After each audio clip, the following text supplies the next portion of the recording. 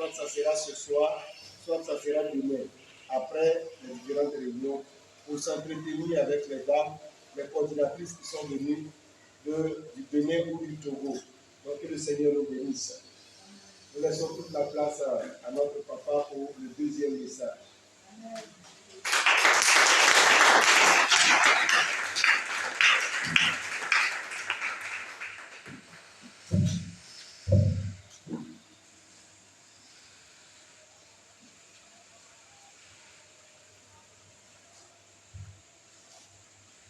Gloire au Seigneur Jésus.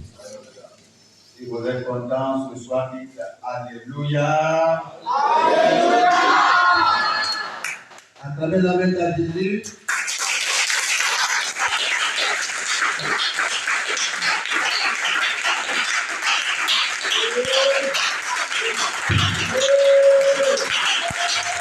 Amen. Ce soir, je sais que Jésus est déjà présent ici.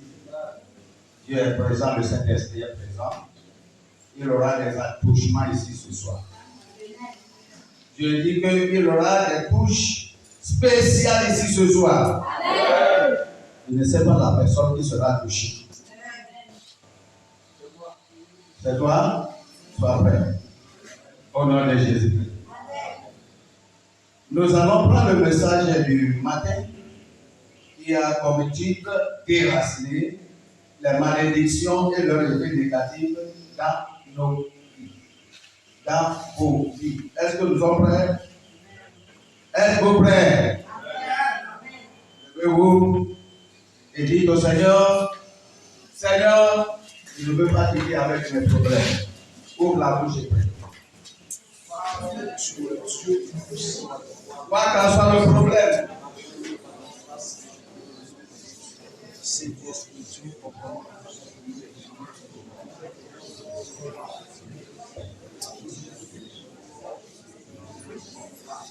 je suis venu à cette conférence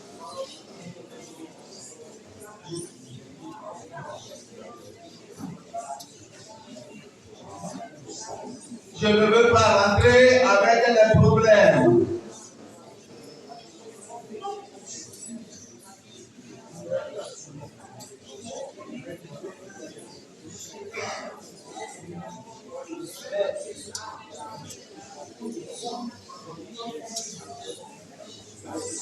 Au nom de Jésus, nous avons prié. Dieu du ciel, je t'invite encore au milieu de ton peuple. Je te souhaite le bienvenu ici aujourd'hui encore. Surtout à ce temps particulier où tu as préparé pour toucher tes enfants. Ceux qui ont des problèmes. Seigneur Jésus, comme tu étais dans le monde, tu faisais le bien. Tu ne prêchais pas seulement l'évangile, mais tu guérissais aussi les maladies et tu délivrais les opprimés. Je prie donc à ce que tu accomplisses ta promesse à l'égard de tes enfants concernant leur délivrance aujourd'hui au nom de Jésus. Amen. Je prie que ceux qui ont besoin de la délivrance, ceux qui ont besoin de la guérison, Seigneur, je demande à ce que tu les guérisses, à ce que tu les délivres, à ce que tu les rendes complètement délivrés au nom de Jésus-Christ. Viens prendre contrôle du micro et parle au travers de ce micro à ton peuple. Bénis les oreilles attentives. Bénis les gens concentrés. Je te remercie, Seigneur, parce que je sais que tu m'as déjà exaucé. Au nom de Jésus puissant, j'ai prié. Amen. Et le peuple de Dieu dit Amen. Amen. Gloire au Seigneur Jésus-Christ. Asseyez-vous s'il vous plaît. Je vous amène d'abord à Actes des Apôtres chapitre 14, verset 8, à partir de verset 8. À Lystre, se tenait assis un homme impotent des pieds, boité de naissance, et qui n'avait jamais marché. Voici la condition d'un homme, d'un humain, d'une merveilleuse créature de Dieu qui est venue dans le monde pour pouvoir accomplir l'œuvre pour laquelle il a été créé. Voici la condition d'un enfant, d'un homme, d'un enfant, d'une femme. Au moment de sa conception, beaucoup de promesses ont été faites concernant l'enfant. Voici quelqu'un que les parents espéraient aussi que cet enfant viendra après quelques années, si nous devenons vieux, il viendra nous soulager. Il viendra prendre soin de nous. Et cet enfant va aller à l'école. Cet enfant, si le temps arrive, il va marier, il va trouver un travail, il va construire une maison, il va faire ceci, acheter pour nous des véhicules. Voici beaucoup de promesses concernant cette belle créature de Dieu. Mais, d'une manière, Satan est rentré dans le jeu. Même depuis la concession. Parce qu'il a la puissance aussi de manipuler les choses. De rendre la voie tortueuse. De rendre la voie détournée. De déformer. Même depuis le ventre. Et la leçon que nous voyons nous fait comprendre que cet homme, il a déjà homme. Oui, on a dit, il se tenait assis, un homme. Oh, à l'isra. Cet homme est impotent des pieds, boiteux depuis le ventre de sa maman. Et je sais que le jour que la maman l'a mis au monde, c'est le temps que la maman et les parents ont commencé à éprouver de chagrin à l'égard de leur bébé, pour qui ils ont fait beaucoup de préparatifs, pour qui ils ont fait beaucoup de promesses. La joie qui les animait avait été réduite, parce qu'un enfant anormal venait d'être né. Non pas dans une autre famille, mais dans notre famille. Et je pourrais voir les larmes sortir des yeux de la maman.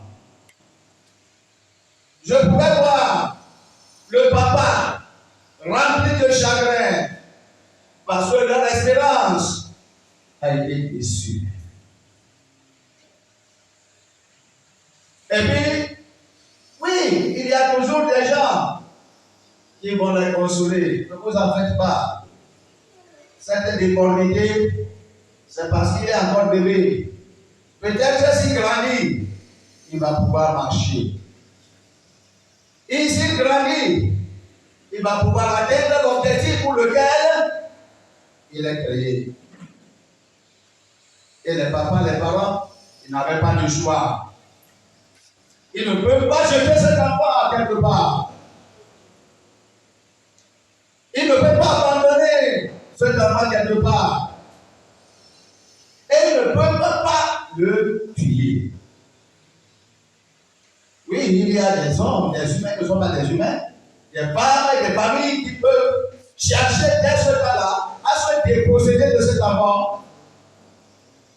Vous savez, ils sont nombreux partout dans le monde. Les prières, ils ne sont pas des humains. Ils ne croyaient pas en Dieu. Ils ne connaissaient pas Dieu. Ils n'avaient pas la foi en Dieu. Dès qu'il arrive à un moment, tel que ce moment de désespoir, alors ils terminent la vie, soit de leur propre vie ou bien la vie de leur enfant. Parce qu'ils ne voulaient pas éprouver de honte. Ils vont se poser la question, qu'est-ce que les gens vont dire? Comment les gens vont dire? Les autres vont dire de nous. Mais Dieu a un plan pour chaque enfant. Je dis, Dieu a un plan pour chaque personne.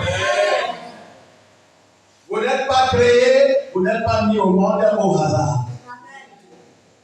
Quoi qu'en soit la difficulté que tu éprouves aujourd'hui, je te dis, je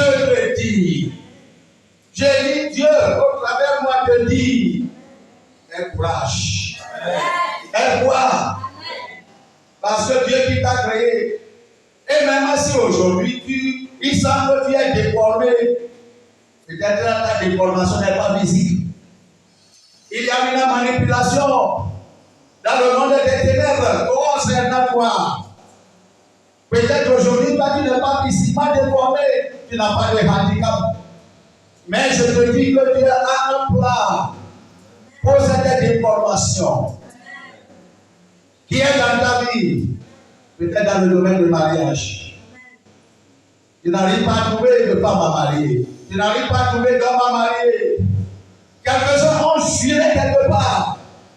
Quelques-uns ont mis la malédiction sur toi quelque part. Peut-être ce n'est pas toi-même qui as commis la faute, mais tes parents que tu ne connaissais pas. Tu es né dans une situation adverse et cela t'affecte. Dieu m'envoie de te dire aujourd'hui que la solution est venue.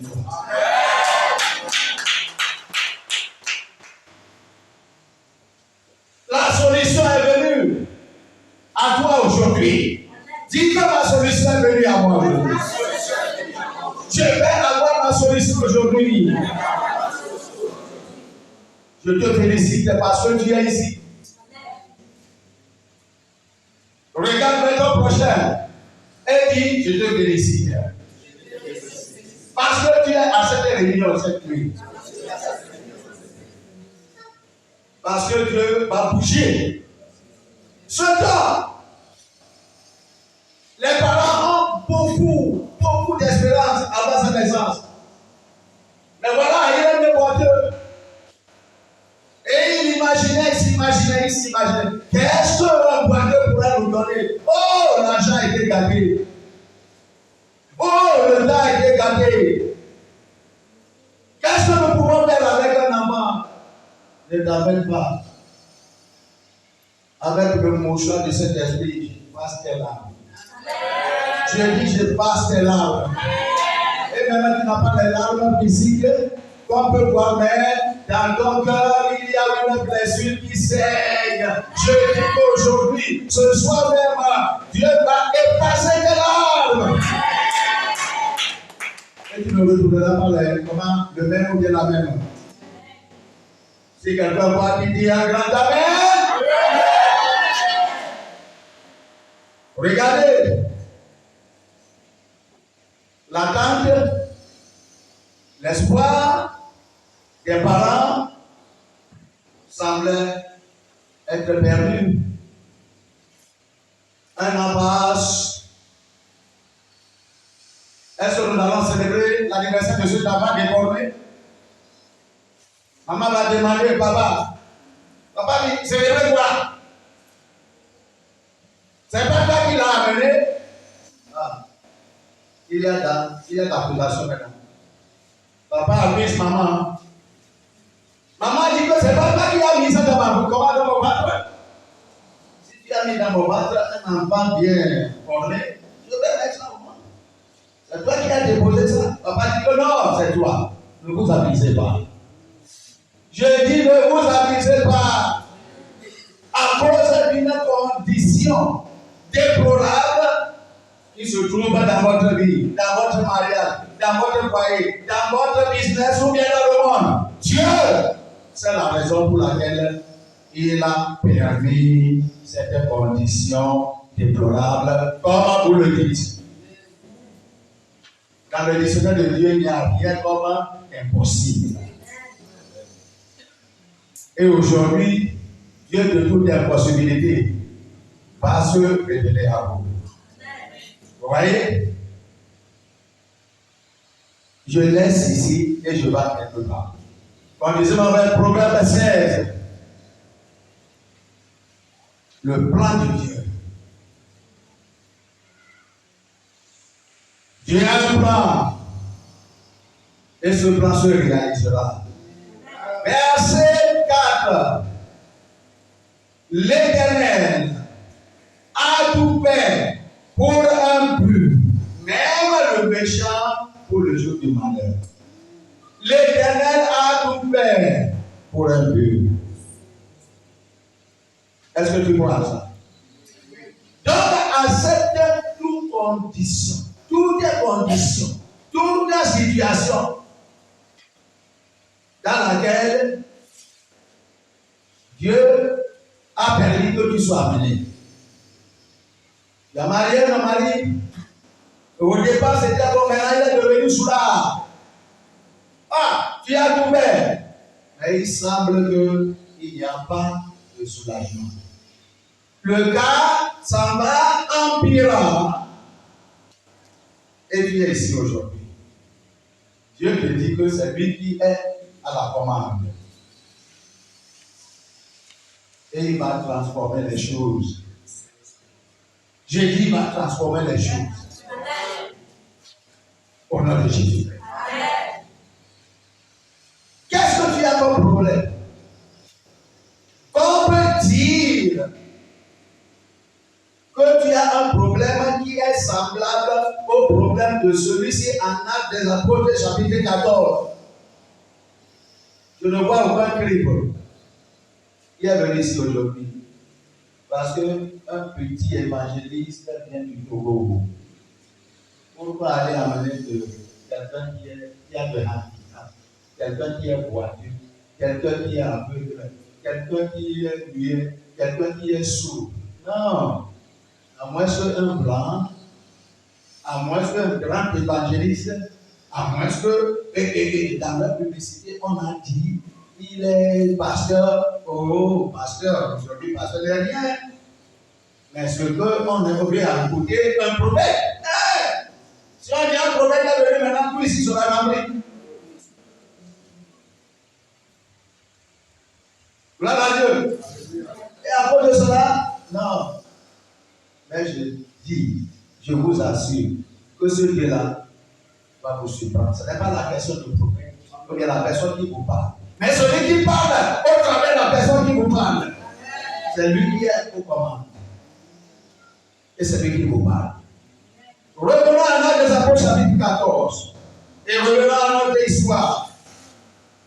Elle n'a pas seulement une histoire, mais une réalité.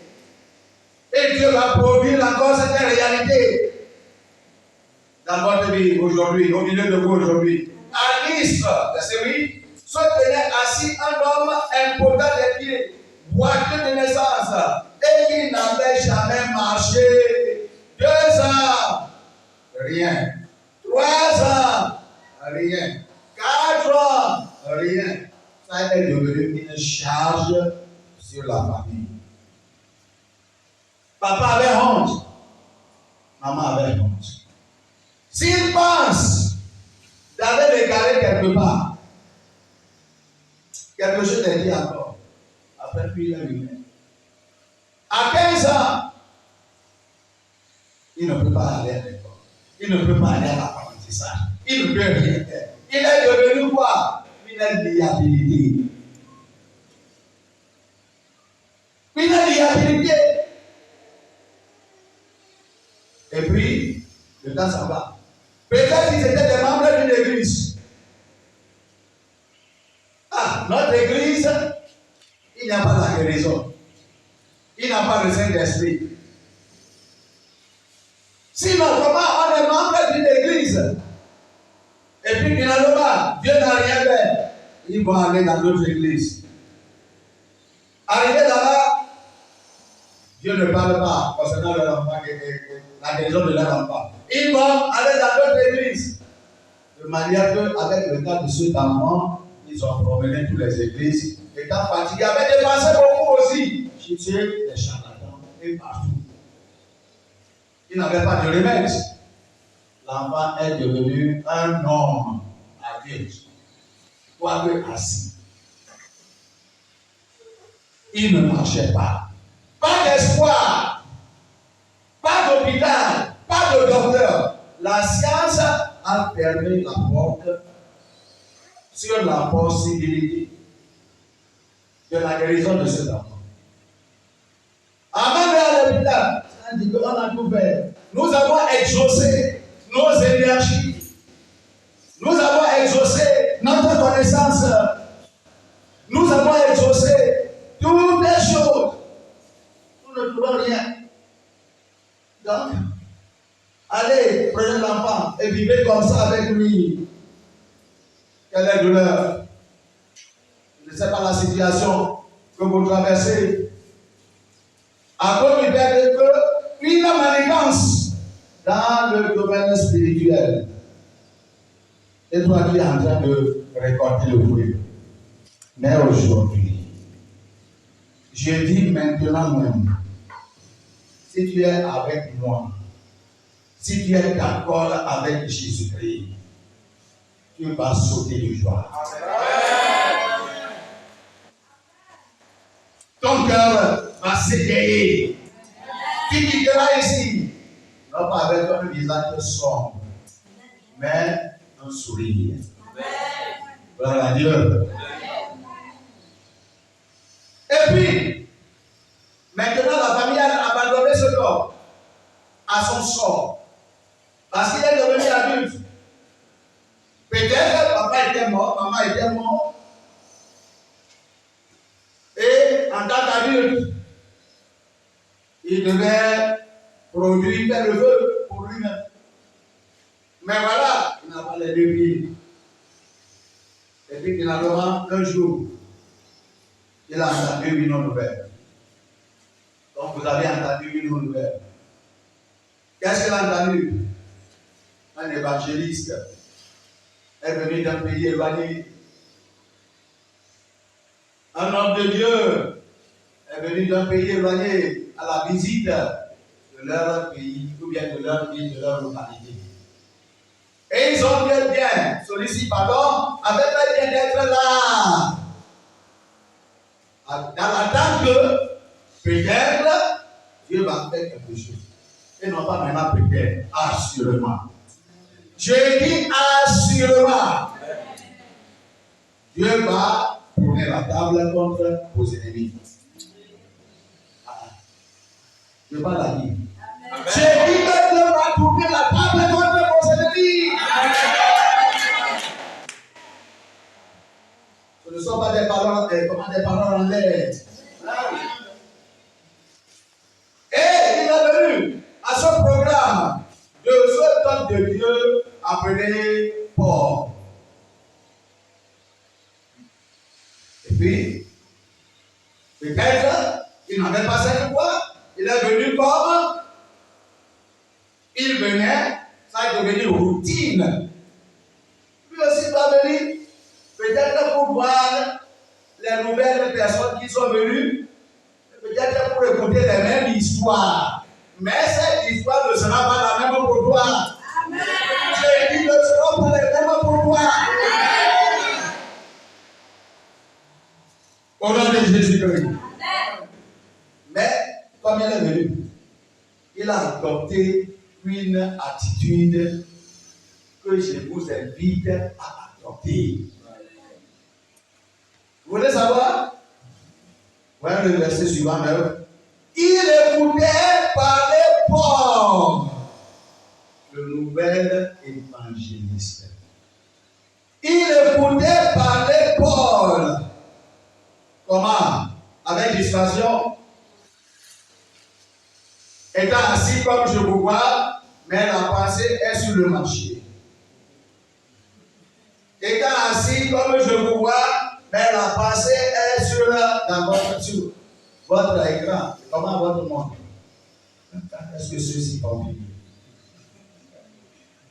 Est-ce qu'il ne sait pas qu'il est nuit? Tu ne vas rien recevoir. Parce que Dieu regarde ton cœur. Tu peux avoir d'autres personnes qui quitter pour aller voir le match de football. Tu es ici seulement pour marquer ta présence à ton pasteur. Réponds-toi. Comme tu es venu, viens avec ta pensée. Viens avec ton âme. Viens avec ton corps. Que tout ton entier soit présent.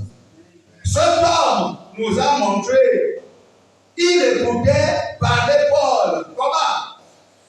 Et Paul fixa les regards sur lui. Parce qu'il écoutait et le regardait attentivement. Sans distraction. Sans permettre le sommeil. Il a dit aujourd'hui, ce que j'ai écouté, aujourd'hui, 3e jour, c'est comme ça qu'il fixait le regard sur Paul et Paul aussi. Pas seulement le regard, mais tout en son intention, toutes tes oreilles, toutes choses. Rien n'est laissé dehors. Assis, regardez, sommeil vient. Ne voulait pas se laisser. Et puis Paul aussi, est-ce qu'il n'avait pas de foule? Il avait de foule. Il avait de grandes foules. Mais Paul ne regardait personne. Paul le regardait fixement. Parce que par la foi, l'Esprit de Dieu disait à Paul, regardez ce homme-là. Regardez comment il te regarde avec concentration totale. Et Paul aussi, ayant le regard fixé sur lui, et voyant qu'il avait la foi pour être guéri. Voyant qu'il avait la foi pour être guéri. Et il y a des gens qui viennent. Ce n'est pas seulement demain, après demain. Ils vont ouvrir.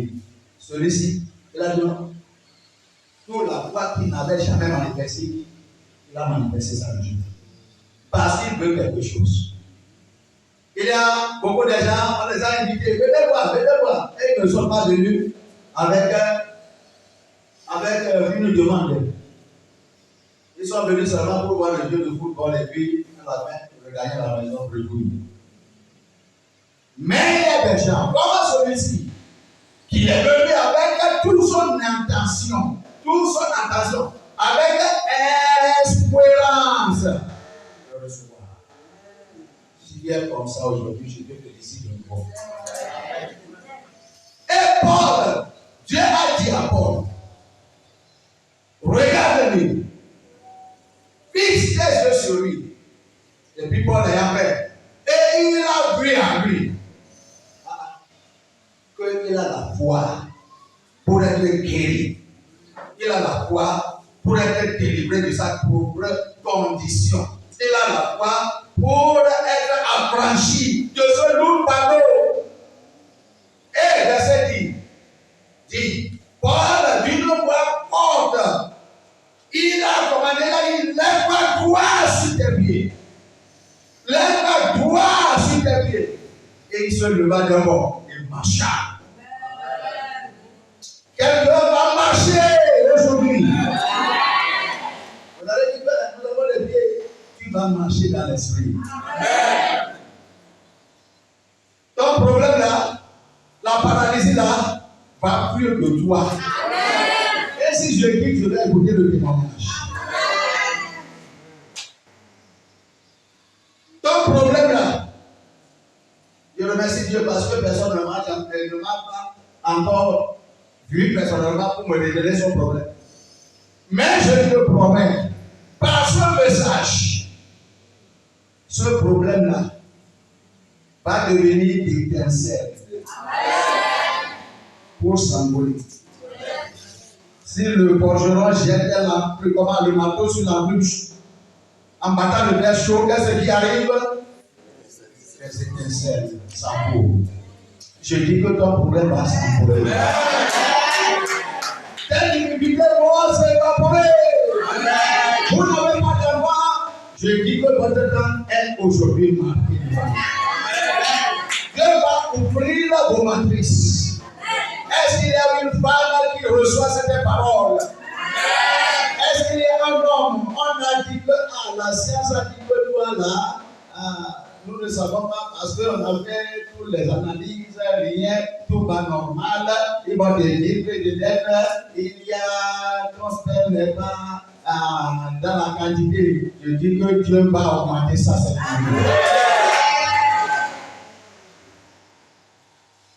tu seras une mère joyeuse. Parce que ce que tu es venu chercher, peut-être tu n'es pas venu chercher ça, il est dans la Bible. Hein? Vous savez, le premier roi est parti chercher seulement une ânesse. Il a trouvé de quoi? Le trône. Il a trouvé quoi? Le trône de la royauté. Il va trouver le trône. Le maître qui est venu ici et qui t'a discipliné. Il y a des gens qui ont pris l'argent, venus de loin. Est-ce que le bien est commode pour nous? Ce n'est pas commode. Si nous sommes étudiants dans notre maison, est-ce que nous n'allons pas bien dormir? Est-ce que nous allons dormir 2, 3, 4, 5 personnes? Moi, je dors seul dans ma chambre. Et j'ai des lits de 3 personnes. Si je roule ici, et puis le voilà, comment le mur m'allait. Si je viens comme ça, il y a des choses qui m'allaient. Mais maintenant, on est ici. Si tu ne laisses pas rouler de l'eau, tu vas tomber. Mais à cause de Jésus, on est là. Je dis à cause de Jésus, on est là. À cause de Jésus, on est là. On n'est pas fatigué de lui. Et aujourd'hui, il va vous montrer qu'il est Jésus. Il est un père compatissant. Vous voyez cet homme? À cause de son attitude, à l'égard de la parole, ne méprisa pas l'homme de Dieu.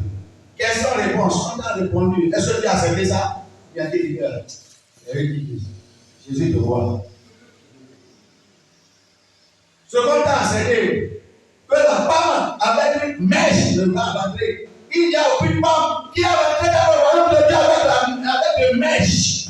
Si notre personne ne te dit pas, nous te disons. Si tu ne savais pas, aujourd'hui tu connais. Pourquoi ne pas aller? Moi je prêche partout. Et les femmes se débrouillent immédiatement. Une femme est venue dans notre programme de 2 mois bien. Ok, je parle. Allô, oui. Son mari est mon chauffeur. Et puis il a dit, il était évangélique pour 15 ans. Et il prêchait, invité ici de là. Moi je ne savais pas. Seulement je cherchais un chauffeur. Et puis on me l'a recommandé.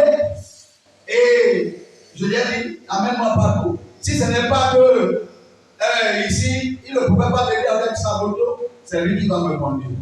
Chaque fois, c'est lui qui me conduit à tout. Et puis, comme il m'a écouté parler pour la première fois, il dit, donc il y a quelque chose comme ça que je ne savais pas. Et quand évangélise ça pour 15 ans, or que je ne faisais que de recevoir des églises qui m'invitaient. Mais il ne nous a pas dit. Est-ce que je mens? On ne savait pas. Il a caché ça. Et puis, comme on a fini le programme, il a dit, papa, tu ne sais pas ce que j'ai appris de toi. Aujourd'hui, c'est toi et moi, partout. Et puis finalement, il a parti amener sa part, qui est Miss Adé. Vous connaissez l'église? Miss Adé. Si vous ne mettez pas les mèches, mettez pas les bijoux, des décorations, vous n'êtes pas fille du roi, déceveur, menteur, qui envoie des âmes en paix. Jésus n'a pas mis Dieu. Ils ont quitté le vrai chemin. Ils sont égarés. Or, ils n'étaient pas là comme ça, 25 ans passés, 30 ans passés. Ils n'étaient pas comme ça. Donc, la femme est venue à ce programme. Elle est partie jusqu'à 30 000 ans pour amener sa femme. Parce qu'il ne pouvait pas dire à la femme que laisse les bijoux, laisse les maquillages, les bossis. Et la femme est venue. Oh, le jour qu'elle est rentrée, je la regardais. Et puis on l'a fait asseoir. Et le message est sorti. Je n'ai pas prêché à cause d'elle. Non, je ne prêche pas à cause d'elle. Mais comme je prêchais, Le message est sorti. Comme elle est écoutée, c'est comme ça que je l'ai vu se baisser, débrouiller le Seigneur, enlever tout ce qu'elle pourrait enlever. C'était au milieu du programme dans l'église. Les autres qu'elle ne pouvait pas, elle a reçu. Toi, peut-être qui était ici, on t'a parlé de Dijon, on t'a parlé de quoi, on t'a parlé. Et bien, je dis encore aujourd'hui, tu es têtu, Jésus ne va rien te donner. Jésus ne va rien te donner. Mais tu es écouté pour attendre. Si tu meurs la nuit avant aujourd'hui, tu vas savoir. Je dis la vérité, je le répète. Petit bijou, petit là. Il y a des gens, les femmes qui enlèvent les grands là, les grands boucles d'oreilles, et puis mettent l'autre de 5 là. Je dis, Dieu m'a dit, Jésus m'a dit, pas, elle ne ferme pas la bouche sur cela. Tout ça, qui mettent le point. Ne trouveront pas mon point. Yes. Amen. Je suis trop grand, trop vieux pour venir ici pour vous décevoir. Donc, la femme s'est débrouillée. Et puis, arrivée à la maison, le jour suivant, parce qu'on a 3 jours de programme, elle est venue sans mèche. Elle est venue sans souffle. Et comment tout le monde regarde, même avec ton honte, personne ne fait. Et puis finalement, qu'est-ce qui est arrivé? Après le programme, on est reparti. Arrivé, parce qu'il n'y a pas d'unité là-bas, là où la ville où elle se trouvait, elle était obligée d'aller encore là dans cette église. Et les gens lui demandaient, qu'est-ce qui est arrivé? Et puis en écoutant les gens encore. Tu écoutes ces gens-là, tu écoutes ces fous-là. Et puis, elle est revenue à la maison. Et puis, elle a commencé encore. Voilà.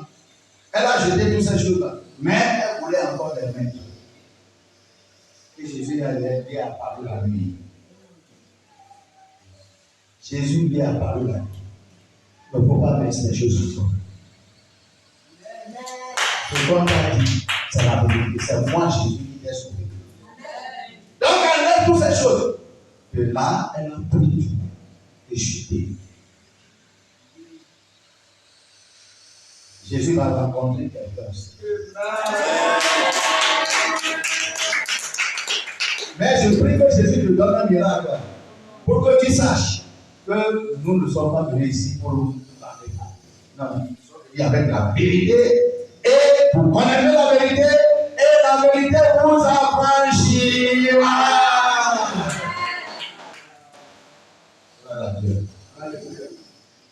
Donc, ce corps, copiez ce corps.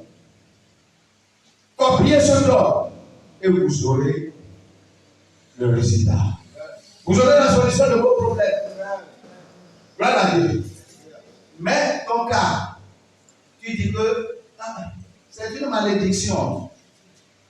Oui, Jésus est plus grand que ta malédiction. Qu'est-ce qu'on appelle la malédiction? Dans le dictionnaire, la malédiction, selon le dictionnaire, est une parole par laquelle on souhaite un mal, un malheur à quelqu'un pour que la colère de Dieu arrive sur cette personne. Ou bien on appelle d'abord une imprécation ou une exécration.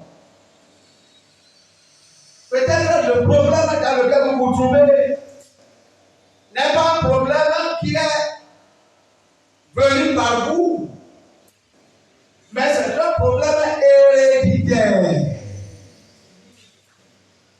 Votre papa ancien, papa que vous n'avez pas connu, peut-être dans votre lignée familiale, ils ont fait 5e génération. Avant votre venue, il était un homme méchant. Il a volé la femme de quelqu'un, un bébé, parce qu'il voulait faire de sacrifice.